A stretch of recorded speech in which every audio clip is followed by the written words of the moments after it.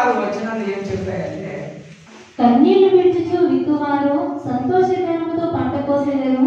పిడికల విత్తనము చేత పట్టుకొని ఏడ్చుచూ పోవు విత్తువాడు సంతోషకరము చేయుచు పనులు మోసుకొని వచ్చును. హల్లెలూయా. యాకోబు కూడా ఇలాగే ఏడ్చాడు బాగా. దేవుడేమో నీ స్వదేశానికి వెళ్ళిపోమన్నాడు. ఇక్కడికి వస్తున్నామో అన్నతో భయం, అన్ననేమో తన సహోదరుని సంపాలని ఆయన ప్రయత్నం. ఏషవ్ ఏం చేస్తున్నాడు? తమ్ముడు ఎప్పుడైతే సమాచారం వెళ్ళినప్పుడు 400 మందిని వేసుకొని యాకోబు మీదకి దండెత్తుకొని వెళ్తున్నాడు యుద్ధానికి. అది ఒక టెన్షన్ యాకోబు. అయితే ఇక్కడ యాకోబు ఆశీర్వదించబడలేదా? ఆశీర్వదించబడ్డాడు. గొర్రె మేకలు లేవా? ఉన్నాయి. ఎట్లు పశువులు అన్నింటిలో దేవుడు ఆశీర్వదించి యాకోబుని తీసుకొని వస్తున్నాడు. కానీ ఇన్ని ఉన్న తర్వాత అన్నకు మరి కానుకలు పంపించడంలో ఆస్తిపరుడే, కానీ ఇవ్వడంలో ఆయనకు ఎలాంటి సందేహం లేదు. కానీ అన్నతో ఒక టెన్షన్తో, భయముతో, కన్నీళ్లతో ఆ కానుకను పంపిస్తున్నాడు. హల్లెలూయా. అయితే 20 అనేది ఈ సంవత్సరంలో మనం ఎప్పటికి దీన్ని బ్రేక్ చేద్దాము? 31st నైట్కి 20కి మనం బ్రేక్ చేసి 21 రోజులకి వెళ్ళిపోతాం. ఆమేన్. హల్లెలూయా. అయితే ఇక్కడ కీర్తనకారులు మనకు రాసిన వాగ్దానాలు నమ్మశక్యం కానీ, అవునా? మనం నమ్మాలా నమ్మకూడదా డౌట్ ఉంటుంది ఇక్కడ. అయితే ఇక్కడ మీకు చెప్తున్నాడు, ఒక్క కన్నీళ్లు విడుచుతూ విత్తనం వేస్తాడు. ఇంకో సంవత్సరం పండుగ వచ్చేసి, అయ్యో ప్రభువా నేనేం ఇవ్వాలన్నా, ఏం లేని సిచ్యువేషన్ ఉన్నాను, నేను పేదరికంలో ఉన్నాను అని మనలో కృంగిపోతాం. ఎవరంటే వీళ్ళు యథార్థ హృదయం కలిగిన వారు. ఇక యథార్థ హృదయం కలిగిన వాడు ఇవ్వాలంటే మనసు ఒప్పుకుంటారు, కానీ చేతుల్లో లేదు సమస్య.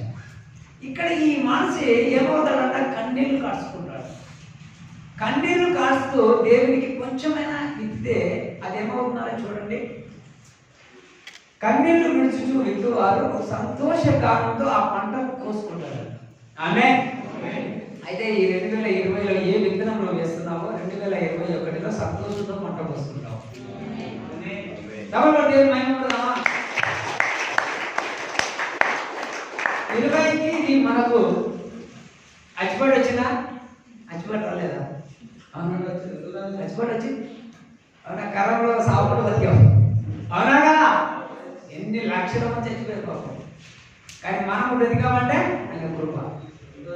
ఆనాడు మోసే ఇశ్రాయేలు ప్రజలను ఐగుప్తు నుంచి తీసుకొచ్చినప్పుడు ఏ పని లేకుండా ఎలా పోషించాడో ఈ 4 నెలలు లాక్డౌన్లో దేవుడిని అలాగే పోషించాడు. ఏమైనా తక్కువైనా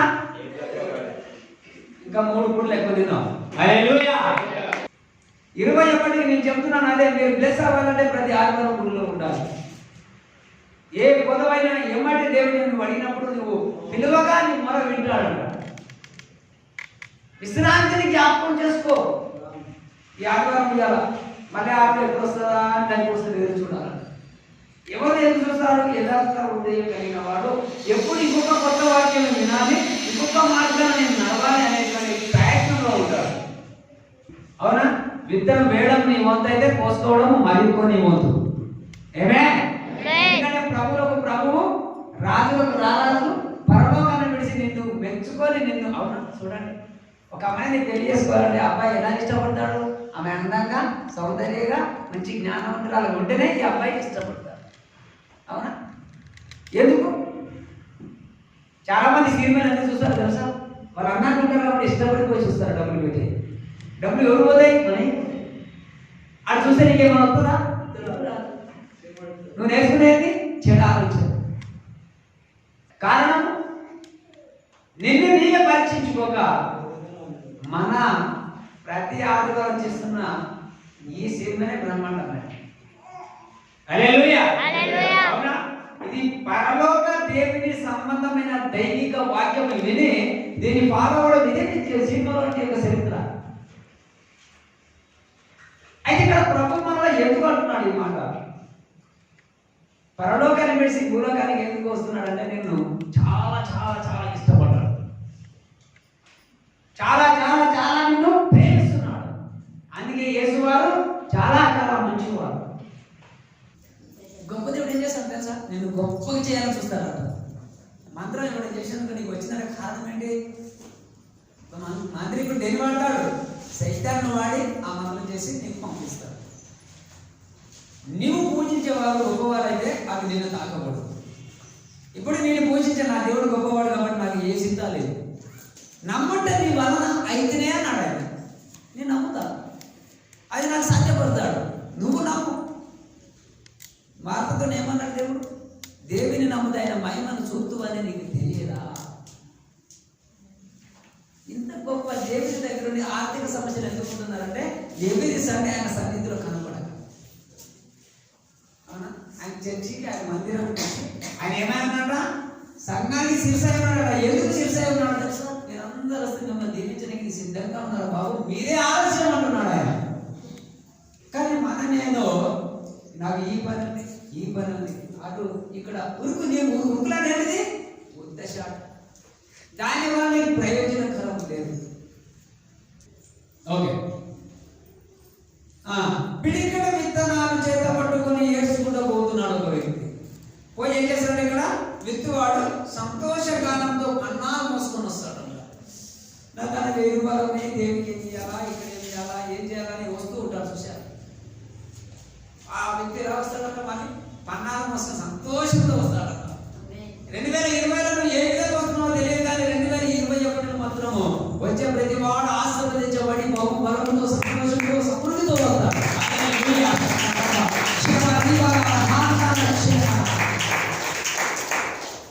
ఈ 2020 మీ జీవితానికి ఉన్న ప్రతి సమస్యకు అంతం వచ్చేసింది.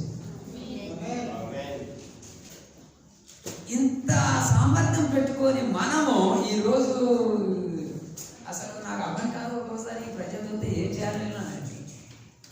అవునా? ఇంత గొప్ప వాగ్దానాలు ఇచ్చి దేవుడు పరలోకాన్ని విడిచి నీ కోసం వచ్చి నీ శాస్త్రాలు కరెక్ట్ లేకుండా నీ కోసం చచ్చిపోయాడు. చంపింది ఎవరైనా? శిష్యులే. ఆయన వాక్యం ఎరిగిన వారే. ఎవడో వచ్చి చంపారు దేవుని. దేవుని వాక్యం ఎరిగిన వాడే ఆయన శిలువకు అప్పగించాడు. ఈ రోజు కూడా అదే పరివర్తనలో ఎదగలేక దేవునికి వ్యతిరేకులై వెళ్ళిపోతున్నారు. మనందరి కోసం మనమే ఆయన చంపేశాడు. నిన్ను మెచ్చుకొని వచ్చాడు, నిన్ను అసహించుకొని చచ్చిపోయాడు. కారణం ఎవరు?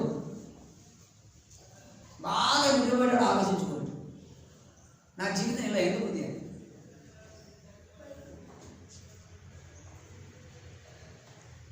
Thank you lord. అయితే ఇక్కడ దీనికి కృంగిన హృదయం కలిగిన వారు ఎవరైతే ఉంటారో, కృంగిన హృదయంలో దేవునికి విత్తుతాడు. విత్తిన వాడు ఏం వస్తాడన్నా? సంతోషంతో పంట కోసుకొని పన్నాలు మోసుకొని వస్తాడు. ఇక్కడ ఆ కృంగిపోయినా కూడా వాళ్ళు వేసే విత్తనం ఎలా ఉంటుందంటే నమ్మకంతో చేస్తాడు. రైతు ఏం చేస్తాడంటే భూమి దున్నుకున్నాక నమ్మకంతో పంట పెడతాడా? ఈ వానంటే నీకు పోతుంది, ఖరాబ్ అయిపోతుంది, నీ పంట పండుతుందో పండుతుందో అనుమానంతో చేసుకుంటాడు. రైతు ఒక నమ్మకంతో విత్తనం భూమిలో విత్తుతాడు. దానికి విత్తిన తర్వాత అది మొలిసి పంట వస్తుందా? వస్తుందా? రాదు. దానికి పెళ్ళగించాలి. గురుకులు ఉన్నాయి కింద, గురుకులు ఉన్నాయి. విత్తనం వేసినప్పుడు గడ్డి వస్తుంది. అవునా? అది గురుకు. దాన్ని పెగిలించేసి దాన్ని తవ్వేసి దాన్ని తీసి పడేసి దానికి ఏమేయాలి? నీరు లాంటి యూరియా వేయాలి. అంటే ఇక్కడ మానవుడు అనేవాడు ఒక విత్తనానికి సాదృశ్యంగా అయితే దీనికి ఏమేయాలంట? వాక్యం అనే విత్తనాన్ని వేయాలి. ఆ వాక్యం అనే విత్తనం వేసినప్పుడు ఆ వ్యక్తి దినదినము ఎదుగుతూ ఉంటాడు. అప్పుడు అది పంటకు వచ్చిన తర్వాత ఆ రైతు సంతోషంతో పంటను కోసుకొని పన్నాలు మోసుకొని తన ఇంటికి చేస్తాడు. లేక అలాగ చేయకుండా ఎదిగిన వాడు ఏమవుతాడంట? తెస్తూ మధ్యలో దాన్ని చెదురు చేస్తాడంట. అది ఎక్కడ ఉంటుంది? అగాయిలో ఉంటుంది అన్నమాట. 80 కుప్పల కంకులు పోతే 25 కుప్పలు వస్తుందంట కొలిస్తే. 25 కుప్పల కంకులు పోస్తే కొలిస్తే ఎంత వస్తుందంట? జోపితే 10 కింటాలు వస్తాయి. అవునా? అరే 25 కింటాల్లో ఉందే సంతోషపడ్డారు, 10 కింటాలు వచ్చేసేది కంగారు. ఎందుకంటే అక్కడ నీకు తెలియక ఒక సూత్రం ఉంటుంది తెలుసా? దేవుడు ఏం చెప్పాడు? విరుద్ధంగా పండించిన పంట అది ఏరుకు రాదు. అయితే ఇక్కడ ఈ వ్యక్తి నమ్మకంతో విత్తనాలు చల్లి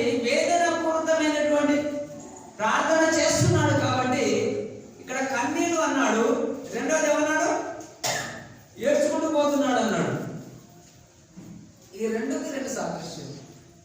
కృంగిపోయిన హృదయంతో వేస్తున్న విత్తనము, వేదన పూరితమైన ప్రార్థనతో చేస్తున్నటువంటి కానుక. ఈ రెండుకు సాదృశ్యం చూడండి. మీ అన్నిటిలో బలమైనటువంటి దేవుళ్ళు ఏంటి చెప్పండి? ఎన్ని రోజుల నుంచి దేవుని వాక్యం వింటున్నారు, చాలా లైవ్ చూస్తున్నారు, చాలా సంఘాలకు వెళ్తూ ఉన్నారు, అవునా? ఈ దేవుని వాక్యంలో బలమైనది మనకు లొంగాలంటే ఏం చేస్తే లొంగుతారు? అవునా? ప్రే చేస్తామంటే ప్రేరణ నీ ఊపిరాలి, నువ్వు ప్రార్థన చేస్తేనే జీవించగలుగుతావు. కానీ వాక్యము అంటే నువ్వు నిలబడాలంటే వాక్యంతో కట్టబడాలి. నువ్వు నడవగలగాలంటే పరిశుద్ధాత్ములు కావాలి. మరి కానుకంట ఒక వ్యక్తిని పడగొట్టాలన్నా, నిలబెట్టాలన్నా, కట్టాలన్నా, నాటాలన్నా బలవంతుడి మీద దేవుడు మనకు బలమిచ్చాడు, అవునా కాదా? బలమిచ్చాడు. ఒక కానుకంట ప్రతి వారిలో బలిస్తారు. అయితే ఇక్కడ ఈ వ్యక్తి వేదన పూరితమైన ప్రార్థనతో ఆ వేసినటువంటి ఆ యొక్క కానుకను ఎలా చేస్తున్నాడు? నమ్మకం కోసం చేస్తున్నాడు. నమ్మకం అంటే ఏంటి తెలుసా? మీకు చెప్పాను వారికి ఎన్నోసార్లు చెప్పాను. నమ్మకం అంటే ఒక పునాది. పునాది మీద ఉన్నాడు కాబట్టి వేస్తున్నటువంటి ఆ కానుక ఎంత వేదన ఉండని, ఎంత కష్టం ఉండని, ఎంత దుఃఖం ఉండని, ఎంత కన్నీరు కాసిన పడలేదు, కానీ ఎక్కడున్నాడు? నమ్మకమైన పునాది మీద ఉన్నాడు. హల్లెలూయా. ఆ నమ్మకమైన పునాది మీద ఉండి ఏం చేస్తున్నాడు? ప్రార్థన అనే ధూపంతో విత్తనం వేసి ఆ పొలం అంతా తడుపుతున్నాడు. ప్రార్థన అంటే ఒక ధూపం. ధూపం అంటే ఇప్పుడు సముద్రం ఒక నీళ్ళు వచ్చేస్తే దాని ఏమంటే వంద వస్తుందంట. అది వచ్చి ఏం చేస్తారు? భూమి అంతా తడుపుతారు. తడిపిన తర్వాత అక్కడ విత్తనం వేస్తే అది ఫలిస్తారు. ఎస్. అయితే ఇక్కడ వేదన పూరితమైన ప్రార్థన అనే ధూపంతో అక్కడ తడుపుతున్నాడు. ఎక్కడ? దేవుని యొక్క సన్నిధానంలో. Thank you lord. అయితే దేవుని బిడ్డలారా, ఈ వేదన పూరితమైన ప్రార్థన చేసినప్పుడు ఆ ప్రార్థన దేవుని నుండి పునర్జీవాన్ని మనకి ఇచ్చేసి, అవునా, పునరుద్ధరణ చేసేసి, అవునా, మనం అలాగే చేసినప్పుడు దేవుడు ఇక్కడ ఏం చేస్తాడో తెలుసా? ఆయన ఆశ్చర్యకరమైనటువంటి పరిణామం మోసుకొని మనము దేవుని దగ్గరికి వచ్చేస్తాం. అది ఆయన యొక్క సామర్థ్యత, అది ఆయన యొక్క కృప. ఆ కృప నీతిలో నుంచే మనకి ఇచ్చేస్తూ ఉంటాడు. అయితే ఈ దినంలో ప్రభు చెప్తున్నాడు చూడండి, మత్తయి 5:4. దుఃఖపడు వారు ధన్యులు, వారు ఓదార్చబడుదురు. ఇక్కడ ఏం పడాలన్నా? దుఃఖపడుతున్న వారు ధన్యులు. అంటే పాత నిబంధనలో చెప్పినటువంటి ప్రపంచంలో ఏవైతే నీకు తెలియలేకుండా పోయి నువ్వు దుఃఖపడుతున్నావు, ఇంకా వేదన పడుతున్నావు, బాధపడుతున్నావు అంటే ఇక్కడ యేసు వచ్చినాక ఏమన్నాడు? మీరు దుఃఖపడుతున్నారా? మీరు ధన్యులు. ఎందుకంటే మీకు తెలియని అవకాశం దేవుడు నాకు ఇచ్చాడు, నేను చెప్తా, నేను దీన్ని బలపరుస్తానని దేవుడు యేసుక్రీస్తు వారు మెచ్చుకుంటున్నాడు. మీరు దుఃఖపడుతున్నారా? మీరు ధన్యులు అంటున్నాడు. ఎందుకంటే పాత నిబంధనలో ప్రవక్తలు చెప్పారు, బోధించారు, ప్రవచించారు, కానీ యేసుక్రీస్తు కృపలో మీరు నా దృష్టికి వచ్చారు కాబట్టి మీరు మరి ధన్యులు. ఎందుకన్నాడు ధన్యులు అంటే? మరుగైనది ఈయన ఎదుటికి వచ్చేసిందని. అవునా? ఇప్పుడు గొప్పవాడు ఒక బుద్ధిమంతుడు ఉంటే ఏమవుతుంది అంటే, ఎవడో తప్పు చేసి ఆ బుద్ధిమంతుల దగ్గరికి గుంజుకెళ్దామా లేదా? ఎందుకంటే అక్కడ ఆయన దానికి ఏమైనా ఉంటే అన్ని చెప్పేసి తిని క్లారిఫై చేసేస్తాడని మనం ఆ వ్యక్తిని అక్కడికి తీసుకెళ్ళి తీర్పును జరిగించుకుంటాడు. అయితే ఇక్కడ యేసుడు కూడా దీనికి దుఃఖము వేదన పడుతున్నాం, మీరు నా దగ్గరికి వచ్చారంటే మీరు ధైర్యం అంటున్నాడు. ఎందుకు తెలుసా? నీ దుఃఖానికి బదులుగా ఈయనే పరిష్కారం చేసేవాడు. నీ పాపానికి పరిష్కారం ఈయన దగ్గర దొరుకుతుంది. అవునా? నీ దరిద్రానికి దేవుడు యొక్క సమృద్ధి ఈయన దగ్గర దొరుకుతుంది. అది కృప నిధుల నుండి మనము తోడుకోవాలి. అయితే ఇక్కడ ప్రభు అంటున్నాడు అండి 2 Corinthians 9:6. కొంచెముగా విత్తువాడు కొంచెముగా పంట కోయును, సమృద్ధిగా విత్తువాడు సమృద్ధిగా పంట కోయును అని ఈ విషయమే చెప్పవచ్చును. అయితే ఇక్కడ కొంచెంగా విత్తుతున్నవాడు కొంచెంగా పంట కోసుకుంటాడు, సమృద్ధిగా విత్తినవాడు సమృద్ధిగా పంట కోయును అని ఈ విషయమే చెప్పవచ్చు అన్నాడు. ఇక్కడ మనం అంటే విశ్వాసులు ఇప్పుడు శ్రద్ధతో విత్తితే కొంచెము ఎక్కువ తక్కువ అనే దానిలో శ్రద్ధ అనేది ఒక క్లారిటీ రావాలి. నువ్వు దేవుడి మందిరానికి పోతున్నప్పుడు నీ నోటితో ఏది ఒప్పుకుంటావో అది చెల్లించాలని ప్రసంగి చెప్తాడు, దావీదు కీర్తన గ్రంథంలో చెప్తాడు. అయితే ఇక్కడ ఈ వ్యక్తి ఏం చేస్తున్నాడంట? శ్రద్ధతో విధితే దేవుడు దానిని బలికాలములు, హల్లెలూయా, అంటే బలికాలం అనేది రాబోయే సంవత్సరంలో అర్థం. నీకు ఎప్పుడు చెప్పాను కదా, దీన్ని దాటిపోతారు 2021లో మీరు అలాగే ప్లస్ అవుతారు. హల్లెలూయా. అది దేవుని యొక్క గొప్ప మన మీద ఏం పెట్టాడు? ప్రేమ పెట్టాడు, శ్రద్ధ పెట్టాడు, నిన్ను ఆశీర్వదించాడు. అది దేవుని యొక్క ప్రణాళిక. అయితే ఈ దినమున మనము గమనించాలి, బలికాలంలో సమృద్ధిగా ఐశ్వర్యముతో మనం యేసులో ఉన్నామంటే మన స్టైలే మార్చుకోవాలి. ఇన్ని రోజులు ఏ స్థితిలో బతికావో తెలియదు, కానీ యేసయ్య ఎదుటికి వచ్చావా, అందుకే ఏమన్నాడు? దుఃఖపడుతున్నా మీరు ధన్యులు అన్నాడు. అయితే ఈ రోజున ప్రభు ఒక నుంచి చెప్తున్న మాట ఏంటంటే, ఇది ఆశీర్వదిస్తాడు. బలికాలంలో నిన్ను ఆశీర్వదించి, మరి ఆశీర్వదించాడు కాబట్టి మనం ఎలాంటి బాధను అవునా ఇక్కడ అనుభవిస్తున్నామో దేవుని దీవెనలతో అనేటువంటి మహా ఆనందంతో బాధలు మనము మర్చిపోతాం. హల్లెలూయా. మనం ఎలాంటి బాధను అనుభవిస్తున్నా దేవుని దీవెనలు అనే మహాబోధకాలము ఉంటుందని తెలుసుకోవాలి. 21:9 చూడండి. వారు ఏడ్చుచూ వచ్చెదరు, వారు నన్ను ప్రార్థించుచుండగా నేను వారిని నడిపించుదును. వారు ప్రొట్టిల్లకుండా చక్కగా పోవు బాటను నీళ్ళ కాలువ యొద్ద వారిని నడిపించును. ఇశ్రాయేలీయులకు నేను తండ్రిని కానా? అక్కడ దేవుడు ఒక మాట అంటున్నాడు, గమనించాలి. నేను తండ్రిని కానా, ఎఫ్రాయిము నా కుమారుడు కాడా. ఇక్కడ మనం గమనించాలండి, మనం ఎప్పుడైతే తండ్రికి ప్రార్థిస్తామో మనం మొర ఇంటాడు. నువ్వు ఎలా భావించాలంటే, నీ కొడుకున్నాడు, నిన్ను పిలిచినా ఏంది బిడ్డ అని నిలబడతావు. అవునా? నాకు డబ్బులు కావాలన్నా ఎందు నిమిత్తమన్నా అడుగుతావు. నీ కొడుకు నీ మీద అంత నమ్మకం ఉండి నిన్ను అడిగినప్పుడు నాకు 1000 రూపాయలు కావాలంటే 1000 రూపాయలు ఏం చేస్తావు నువ్వు అని అడుగుతావు. అవునా? మరి దేవాది దేవుడు నన్ను ఆశీర్వదించాడు అర్థం తెలుసా?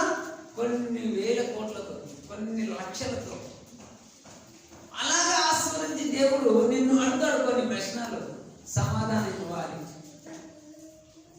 అవునా? అలాగా శ్రమలతో ప్రారంభిస్తాడు, కష్టములతో ప్రారంభిస్తాడు. ఒకవేళ శ్రమలు వచ్చి అర్థమైపోయాయి అనుకోండి, వాళ్ళకి ఏది అడిగినా ఇచ్చేస్తాడు త్వరగా, ఆలస్యం చేయగా. ఒకవేళ ఎందుకు ఆలస్యం అవుతుంది అంటే, మనలో నాకు 2 కొడుకులు ఉన్నారండి, నేను అధికారం వాడికి ఇవ్వచ్చు.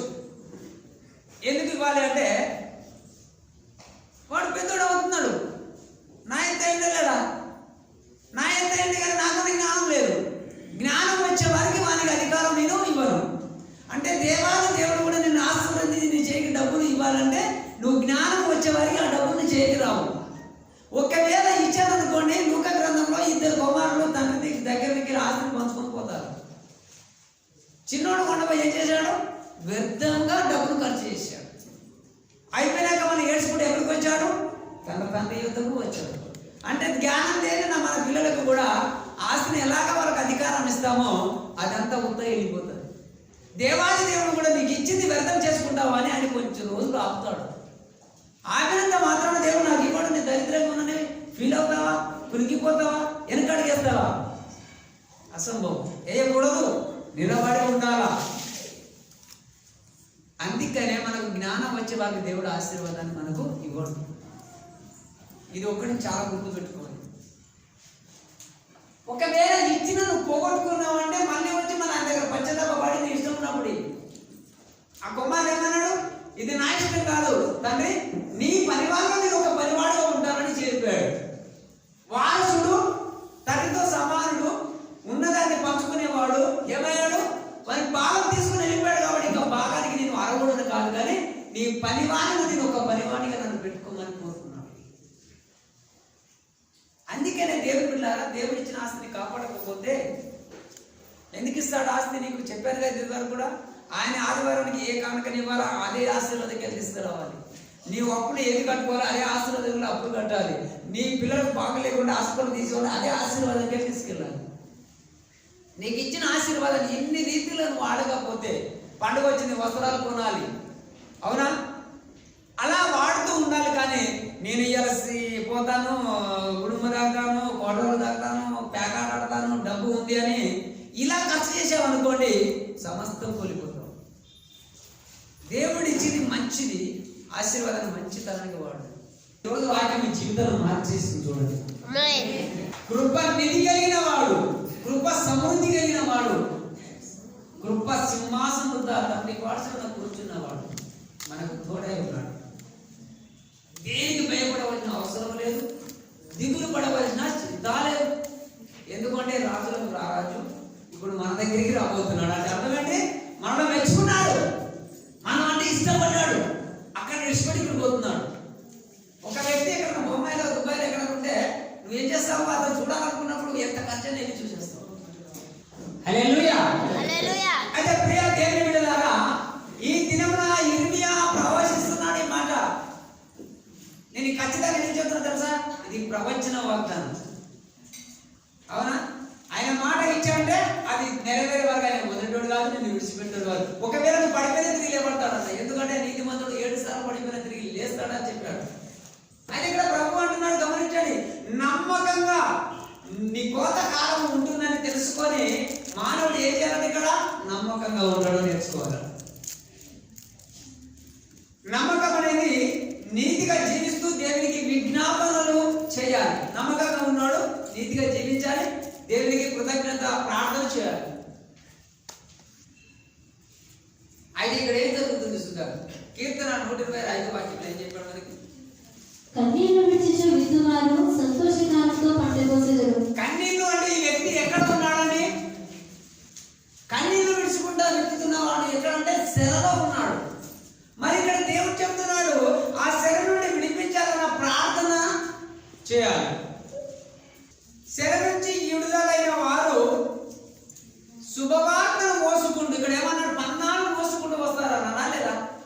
ఇప్పుడైతే శుభవార్తను మోసుకుంటారు. అంటే శుభవార్త అంటే ఇప్పుడు మనం ఏమన్నా సువార్త అంటాం. శుభవార్త అంటే పాత నిబంధనలో శుభవార్త, శుభవార్తలో నుంచి వచ్చినదే సువార్త. హల్లెలూయా.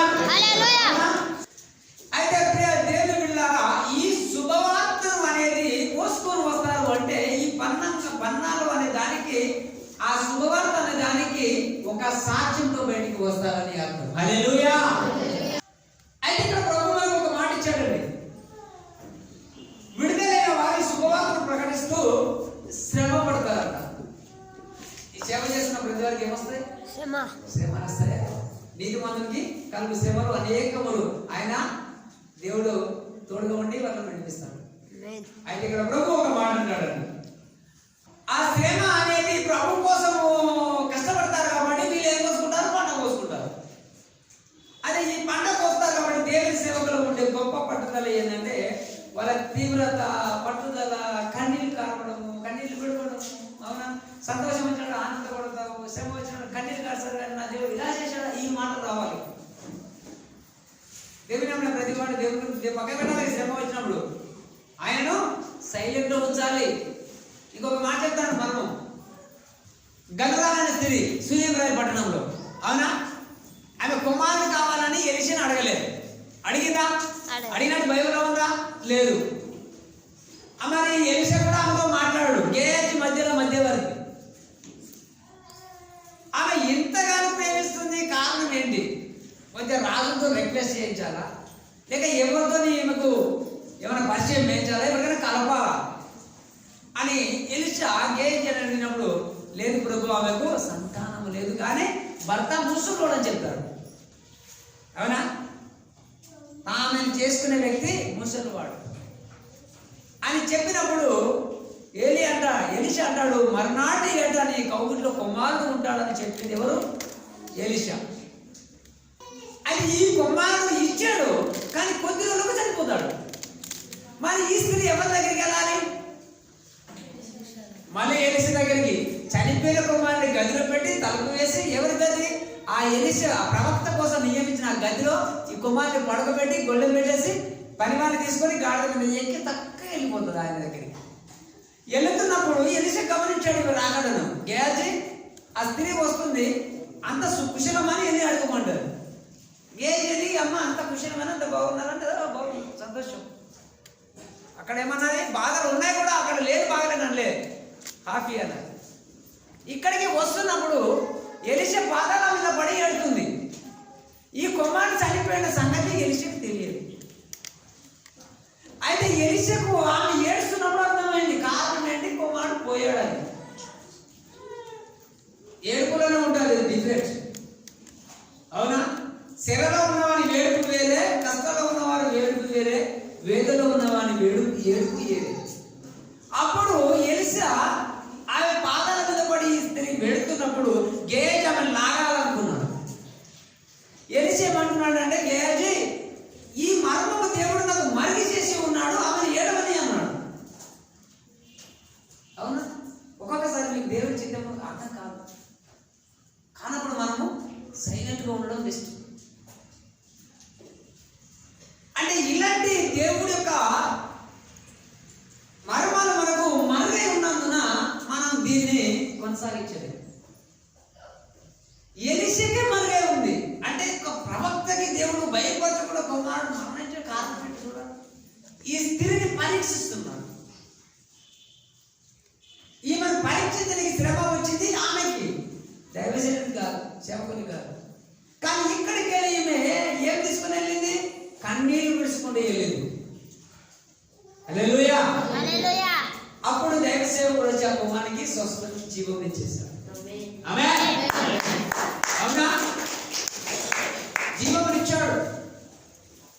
ఓకే, ఈ రీతిగా ఈ ప్రసంగం పక్కకు వెళ్దాం, ఇక్కడికి వెళ్దాం.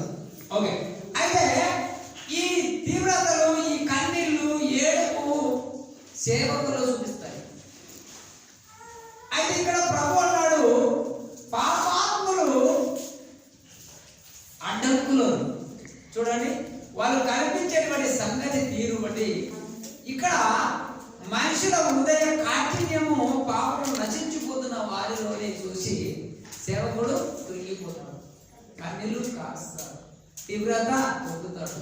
ఎవరి దగ్గర? దేవుని దగ్గర. అవునా? అయితే ఇక్కడ ప్రభు ఈ మాట ఎందుకు చెప్తున్నాడో గమనిస్తే దేవుని బిడ్డారా, నశించిపోతున్న వారు వారి కోసం పోంచి ఉన్న ఆపదలను చూసి సేవకులు కన్నీరు కాస్తారు. చూడండి, ఇప్పుడు మీరు దేవుని వదిలిపోయినంత మాత్రాన సేవకుడు మీ గురించి ఏడ్చి ప్రార్థించవలసిన సింత కూడా లేదు, బాధ కూడా లేదు. అవునా కదా? ఎందుకు ఏడుతారు వీళ్ళు? ఎందుకు ఏసయ్యా లాజరు చనిపోయినప్పుడు కన్నీళ్ళు ఎందుకు ఇడిచాడు అంటే అక్కడ వాళ్ళకి విశ్వాసం లేదు కనుక కన్నీళ్ళు ఇడిచాడు. చాలా మంది ఎవరు లాజరు చచ్చిపోతే ఆ ప్రేమతోనే ఎంత ఏడుస్తున్నాడో చూడాలని మనం అనుకుంటాం. అవునా కదా? అతను చనిపోతాడో అతను లేపుతాడు, సామర్థ్యం మీద ఉంది, లేపాడు కూడా.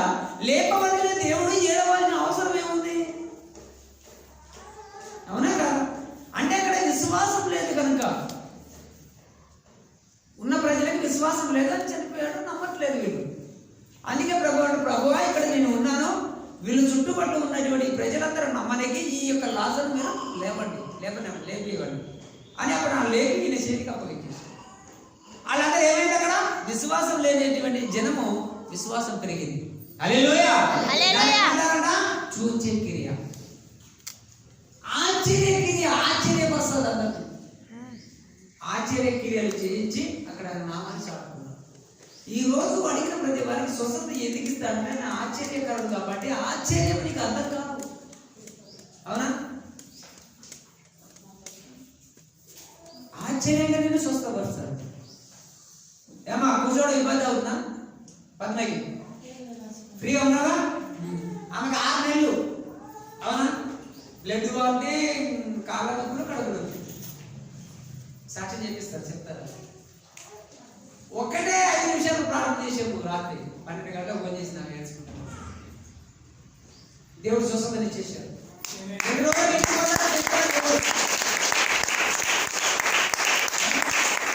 మన దేవుడు ఎంత గొప్ప దేవుడు అంటున్నాడు. పిలిచిన ఎమ్మటే పరలోకం ఉన్న దేవుడు మన మాట వింటున్నాడు అంటే అక్కడ మనం ఎంత భయపడాలి దేవునికి?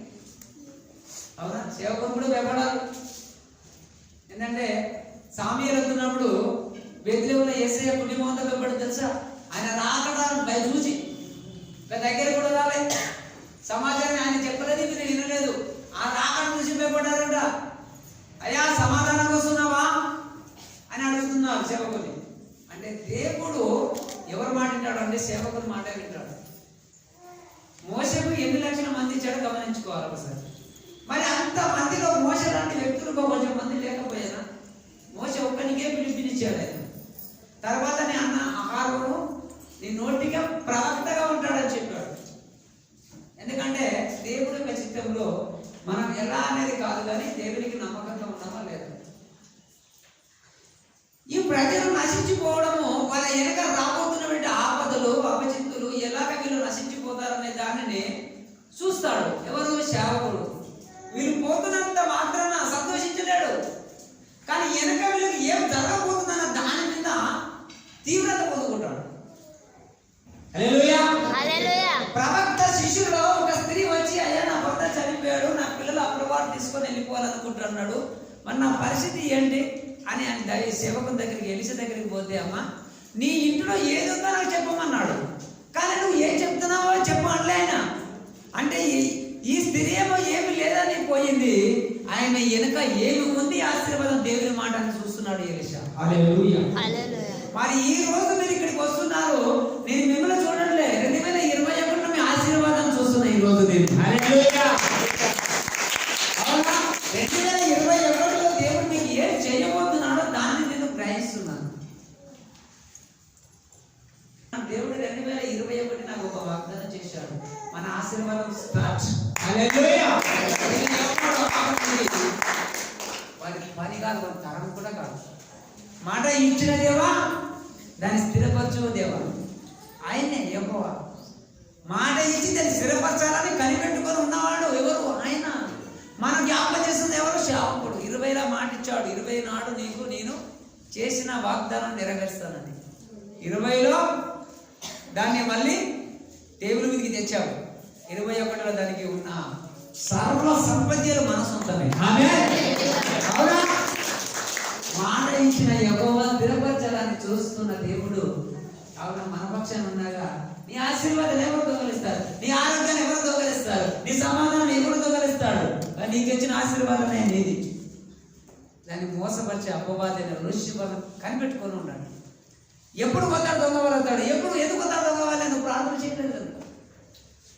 రాత్రి ప్రార్థన చేసి పడుకుంటావు, ప్రార్థన చేయకపోతే వాడు దొంగ వాళ్ళు వస్తారు. ప్రార్థన చేసుకుంటే నీ దగ్గర రాడు. ఓకే. అయితే ఇక్కడ వాళ్ళు వెళ్ళిపోయిన తర్వాత వారు పడే బాధలు చూసి, వారు పడుతున్న కష్టాలను వస్తాయి అనేది చూసి, ఒక సేవకుడు తీవ్రతలో కన్నీళ్ళలో కురికిపోతుంటాడు. నా ఇంటి కోసం కాదు, నా పిల్లల కోసం కాదు, నా యొక్క భూమి పంట కోసం కాదు. సేవకుడు ఎవరి కోసం కురికిపోతుంటా? ప్రజల కోసం. అయితే ఇక్కడ మీరు గమనించండి, వాళ్ళు శివలో పంట కోసుకుంటారు, మరి వాళ్ళు ఆనందము వారిది అవుతుంది. ఆమేన్. కష్టం అనుభవించినా, శ్రమ అనుభవించినా, కన్నీళ్ళు కడినా, చేసినా, చూసినా, ఏం చేసినా లాస్ట్కు ఆనందము నీదే అవుతుంది. దాన్ని నీ ఆనందాన్ని ఎవరు తొలగించారు? శ్రమ పెట్టుకోవడం శ్రమ పెడతాడు, ఎప్పటికి వెళ్ళాడు కదా, కొద్ది రోజులు బ్రేక్ అయిపోతాడు. అయితే ఇక్కడ మీకు కీర్తన 119, 136 వాక్యం. జనులు నీ ధర్మశాస్త్రం అనుసరించకపోయినందుకు నా కన్నీరు ఏరులై పారుచున్నది. ఇక్కడ కీర్తనలో ఏం చెప్తున్నాడు అంటే, జనులు నా వాక్యాన్ని అనుసరించలేకపోతున్నారు కాబట్టి నీ కన్నుల నీళ్లు ఏరులై పారుతున్నాయి అని చెప్తున్నాడు. మీరు ఏం పాటించాలంట? దేవుని వాక్యాన్ని పాటించాలంట. యేసయ్య 22:4. నేను సంతాపము కలిగి ఏడ్చుచున్నాను, నాకు విముఖులై ఉండుడి, నా జనమునకు కలిగిన నాశనమును పూడ్చి నన్ను ఓదార్చుటకు తీవ్రపడకుడి. హల్లెలూయా. యేసయ్య ప్రవక్త ప్రజలతో చెప్తున్నాడు, నేను సంతాపము కలిగి ఏడుతున్నాను, నాకు విముఖులై ఉండుడి, నా జనమునకు కలిగిన నాశనం గురించి నన్ను ఓదార్చుటకు తీవ్రపడకండి. ఏమంటున్నాడు? ప్రజలకు కలిగినటువంటి వేదనను చూసి ఇక్కడ ప్రవక్త ఏడుస్తున్నాడు. ఓకే. 20:9. 20లో ఏం చెప్తున్నాడు? నా జనులలో హతమైన వారిని గురించి నేను దివారాత్రులు కన్నీరు విడిచినట్లు.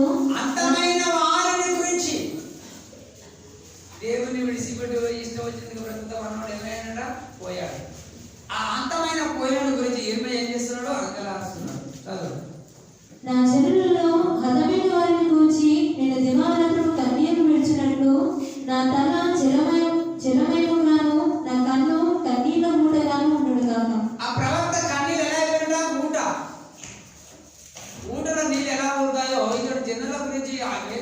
కొద్ది అలాగే వెళ్ళిపోతున్నాయి, జలమయం. గమనించాలి ఈ దినంలో మనం కూడా. నీ గురించి దేవుడు కూడా అలాగే ఏడుస్తాడు. అవును, ఇప్పుడు మీరున్నా దేవునికి ఇష్టం లేకుండా చెడు పని చేస్తే ఏం చేస్తాడు? ఏడుస్తాడు. నువ్వు ఇన్న వాక్యం ఎక్కడ దొరుకుతుంది? నీ విశ్వాసం ఎక్కడ పాయ? దేవుడు అక్కడ చాలా బాధపడతాడు.